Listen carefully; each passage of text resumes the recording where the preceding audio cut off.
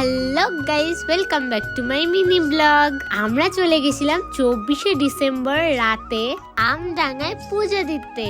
আমি শুনেছি আমডাঙ্গার করুণাময়ী মা নাকি খুব জাগ্রত, তাই আমিও দেরি না করে চলে গেছিলাম পুজো দিতে মায়ের কাছে।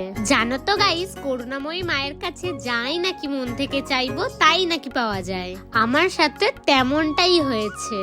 জানো তো, ওখানে যাওয়ার পরপরই আমার সাথে একটা দুর্ঘটনা ঘটে যায়। দুর্ঘটনা কেন বললাম জানো? কারণ ওখানে গিয়ে আমি দেখেছি যে আমার এক কানে কানের নেই।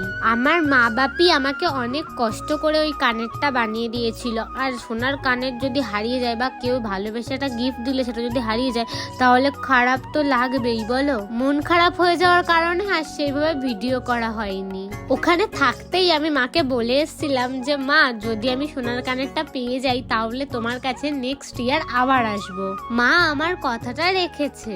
মা চায় আমি যেন ওখানে আবার যাই, ওর জন্য আমার কানেরটা আমাকে পাইয়ে দিয়েছে। ওখান থেকে বাড়ি আসার একদিন পরে আমার কাকিমণি ওই কানেরটা আমাকে খুঁজে দিয়েছিল। এতদিন শুধু শুনেছিলাম যে মায়ের কাছে মন থেকে কিছু চাইলে সেটা নাকি সত্যি পাওয়া যায়, আর আজকে আমার সাথে সেটা হয়েও গেল। আমার মনে হয় তোমরা যারা যারা এখনো আমডাঙ্গার মন্দিরে আসোনি তারা আসো, ঘুরে যাও। সত্যি বলতে খুব ভালো জায়গাটা।